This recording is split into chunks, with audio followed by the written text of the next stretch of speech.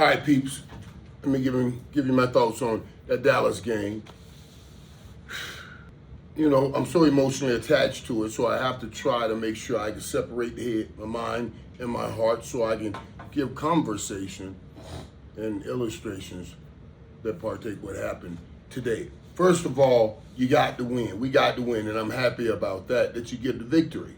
Dak Prescott threw for over 350 yards. CeeDee Lamb had 112 yards. The most important out of all of the receiving that happened today for me was George Pickens, and I think he had about 68 yards. But that touchdown that he had, and also, let me tell you something. That pass interference call, and I know people are going to say, sure, I'm sure that's what Michael would say. That pass interference call on George Pickens, that was a horrible call. And I love Greg Olsen. He always does a great job, but I wish he would have made more of that play or of that call just to talk about it. But nonetheless, George Pickens scores a touchdown, a very important touchdown. You thought was the winning touchdown at the time. But the winning came in over the feet of Aubrey, the kicker. Thank God for that dude. Man, he put a 64-yarder up earlier, and then come and cap that thing off of, I think it was 46-yarder. But coach even said later, I would have put him out there at 70 yards. And he certainly had another 5-10 yards when you see that thing go through the upright. So great win for the Cowboys. It is a great win. Any win in the NFL is a great win, and the Giants showed up, and the Giants played well, and they did some things. So it left me with this feeling. Because, let me share my feelings. Let me just tell you. I thought last week we lost. And I kind of felt like, okay, for week one, that was a win. This week we won. But I kind of feel like maybe we lost. Now, I know we won, but how we won matters. And I said last week, this thing has to come down to what the Cowboys do this week or tell us what we should say about last week. And as I determine, as I look at it and try to analyze it, you see you give up that many yards down the seams. Oh my God. It was let Russ cook right down these seams right here. And I was like, oh my God, can somebody make a play down the seams? You know where he's going with the football. Malik Neighbors, 168, 70 yards. He had a great game. I was trying to place this somewhere so I could feel good about it. Like I said to myself, okay, that's all right. DeRon Bland is out. That's why we're seeing this. We're depleted in the secondary. DeRon Bland is out. And yes, he is out. And yeah, you are depleted. But those are still NFL players you got on the football team. Just you're running right down the damn seams. It just showed the difference without DeRon Bland. But I'm going to tell you what gave me no peace, even though DeRon Bland was out. Yeah, DeRon Bland was out, but a lot of those plays Malik Neighbors made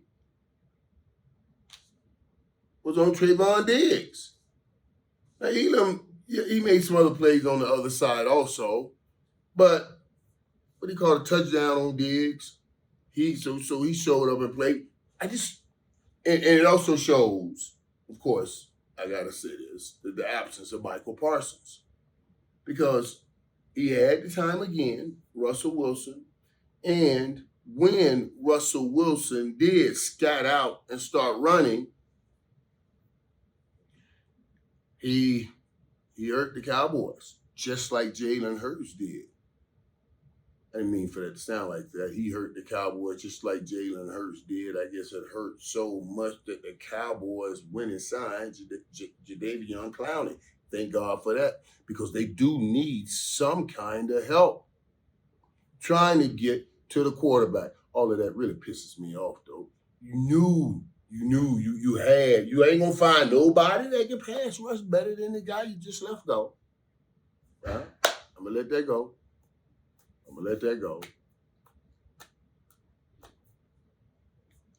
Going around a lot of money. I'm gonna let that go. But we got the win. And the one thing I want to say, man, I'm happy we signed Jadeveon Clowney. You know, I know he's a hired assassin or a hired hand, but he can get in here and help get some pressure, and he can play the run. He'll really help. Um, and we'll need that help because I mean, down the seams of that defense was horrific. It was horrific. And Russ threw for over 400. Russ hadn't had a day like this since the Super Bowl days. And I'm trying to wonder, okay, how do I measure Dallas? Do I say Dallas is down here? Dallas is down here. Or do I say the Giants played up here? And the Giants did make a lot of plays and do a lot of things. So that's interesting. One last thing I'll say on the Cowboys game, and then I'll watch the rest of this stuff and talk to you guys about that later. One thing I'll say on this Cowboys game is people will say a lot of things come Monday morning. A lot of things about the Dallas Cowboys. A lot of things about how they barely beat the New York Giants. Barely beat. They put a lot of points on the board today. The problem is the Giants have put a lot of points on the board today also. But the one thing they won't say, it started off with Dak Prescott gets his what? I didn't even know that Dak had 12, 13, whatever wins in a row against the Giants. Had that been any other team, that's all everybody would have been talking about.